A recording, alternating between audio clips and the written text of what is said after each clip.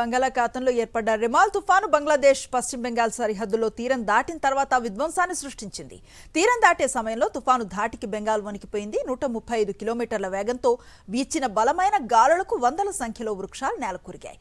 సాధారణ రైలు, మెట్రో రైలు సర్వీసులతో పాటు ట్రాఫిక్కు తీవ్ర అంతరాయం ఏర్పడింది. కోల్కతాలో అనేక చోట్ల నీరు నిలిచిపోవడంతో వాహనదారులు తీవ్ర ఇక్కట్లు ఎదుర్కొన్నారు.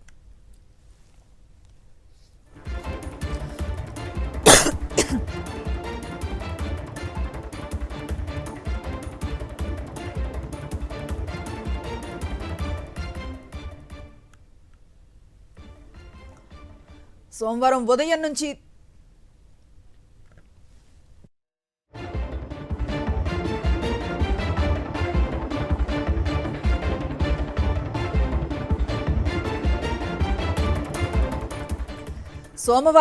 నుంచి తుఫాను బలహీనపడ్డట్లుగా వాతావరణ శాఖ వెల్లడించింది. దీంతో రాష్ట్ర, జాతీయ విపత్తు నిర్వహణ దళాలు రంగంలోకి దిగి సహాయక చర్యలను చేపట్టాయి.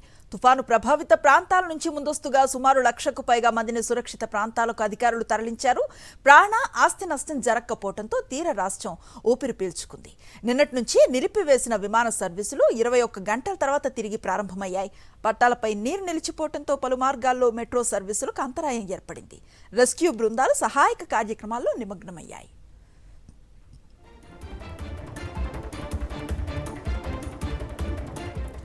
గతంలో విధ్వంసం సృష్టించిన అంఫన్ తుఫాన్తో పోలిస్తే రెమాల్ ప్రభావం తక్కువేనని కోల్కతా అధికారులు వెల్లడించారు.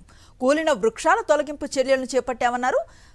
సుందర్బన్ ప్రాంతంలో గోసాబాలో 2 మృతి చెందగా మరో 3 గాయాల పాలైనట్లుగా సమాచారం. అటు బంగ్లాదేశ్ కూడా 8 లక్షల మందిని సురక్షిత ప్రాంతాలకు తరలించింది.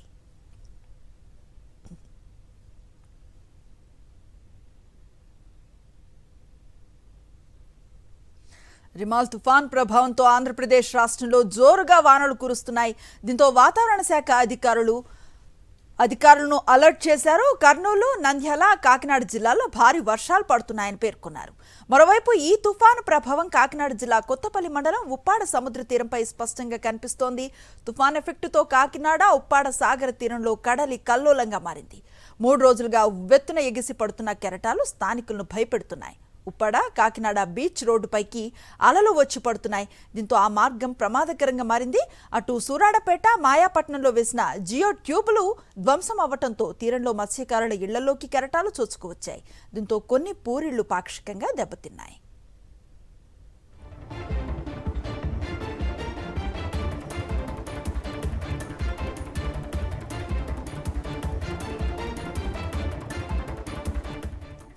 తుఫాను ధాటికి 10 ఇళ్లకు పైగా నేలమట్టమయ్యాయి. అలాగే సూరాడపేట, మాయాపట్నంలో ఇళ్లలోకి సముద్రపు నీరు చేరింది. దీంతో అక్కడ ప్రజలు ఇళ్లను ఖాళీ చేయక తప్పలేదు. ఇక అలలు ఎగిసి పడుతూ ఉండటంతో ఉప్పాడ, కాకినాడ బీచ్ రోడ్లో రాకపోకలు నిలిపివేశారు. బీచ్ రోడ్లో ప్రయాణాలు చేయొద్దని అధికారులు హెచ్చరికలు జారీ చేశారు. తుఫాను ప్రభావం వల్ల మరో 2 రోజుల పాటు పలుచోట్ల చెదురుముదురు వర్షాలు, 1-2 చోట్ల మోస్తరు వానలు కురిసే ఛాన్స్ ఉందని వాతావరణ శాఖ వెల్లడించింది. రెమాల్ తుఫాను తీరం దాటినప్పటికీ దాని ప్రభావం వెస్ట్ బెంగాల్, బంగ్లాదేశ్లపై ఉంటుందని వాతావరణ శాఖ స్పష్టం చేసింది. ఇప్పటివరకు తుఫాను ప్రభావంతో ఏపీలో తేలికపాటి వర్షాలు పడ్డాయని, రానున్న 5 రోజుల పాటు వేసవిని తలపించే వాతావరణం ఉంటుందని వాతావరణ శాఖ అంచనా వేస్తోంది. మరో 5 రోజుల్లో రుతుపవనాలు కేరళను తాకే అవకాశం ఉందంటున్న విశాఖ వాతావరణ కేంద్రం అధికారిని సునందతో మా ప్రతినిధి అనిల్ ఫేస్ టు ఫేస్.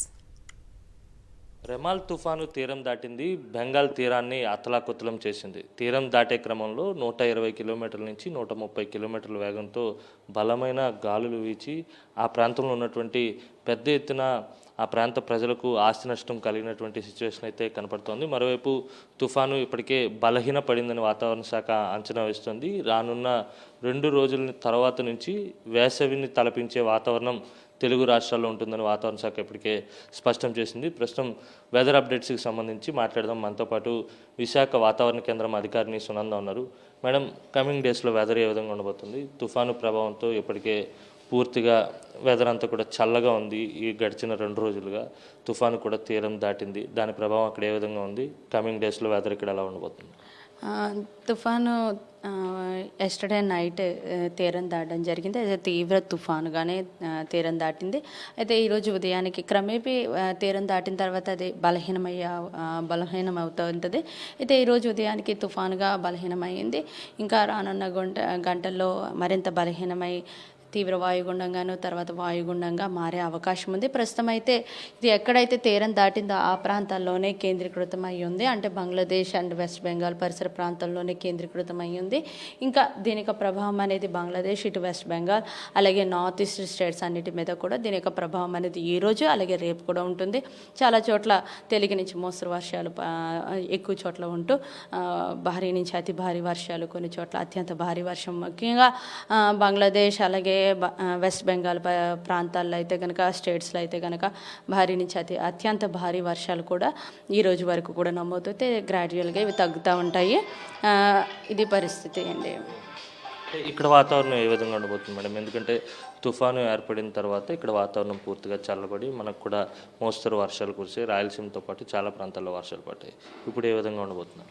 అంటే రానున్న 5 రోజులకు కూడా ఈ యొక్క మన ఆంధ్ర రాష్ట్రం అంతా కూడా క్లౌడ్ ఫ్రీ ఏరియాగా ఉంది. అలాగే మనకి ఈ యొక్క కమింగ్ 5 days కూడా ఏంటంటే ల్యాండ్ మీద నుంచి గాలులు వస్తాయి. ఇప్పటికీ ఈ ప్రాంతం అంతా కూడాను హై టెంపరేచర్స్ అనేవి ప్రివేల్ అవుతున్నాయి. ఈవెన్ మన తెలంగాణ ఈ ప్రాంతం అంతా కూడా హై టెంపరేచర్స్ అనేవి ప్రివేల్ అవుతున్నాయి. అయితే ఎప్పుడైతే ఇక టెంపరేచర్స్ ఈ యొక్క గాలులు అనేవి ల్యాండ్ మీద నుంచి వస్తాయో, సో మన ఆంధ్ర రాష్ట్రం అంతా కూడా ఈ యొక్క ప్రభావం అనేది ఉంటుంది. పగటి ఉష్ణోగ్రతలు గ్రాడ్యువల్గా పెరుగుతాయి. ఇప్పటికే సౌత్ కోస్ట్లో ఆంధ్రప్రదేశ్లో ఉన్నటువంటి కొన్ని ప్రాంతాల్లో ఈరోజు కొన్ని ప్రాంతాల్లో నిన్నటి వరకు కూడా 41 degrees టెంపరేచర్ కూడా రికార్డ్ అవడం జరిగింది అక్కడక్కడ. అయితే ఈ రోజు కూడాను ఇక టెంపరేచర్ అనేది ఉండే అవకాశం ఉంది. రానున్న 5 రోజులు కూడాను కోస్తా ఆంధ్రాలో పగటి ఉష్ణోగ్రతలు పెరిగే అవకాశం అయితే కనబడుతూ ఉంది. ఋతుపవనాలు జూన్ మొదటి వారంలో ఏపీలో విస్తరించేటువంటి సూచనలు స్పష్టంగా కనపడుతున్నాయని వాతావరణ శాఖ వెల్లడిస్తుంది. వీడియో జర్నలిస్ట్ అప్పలరాజుతో కలిసి అనిల్, సాక్షి టీవీ, విశాఖ నుంచి.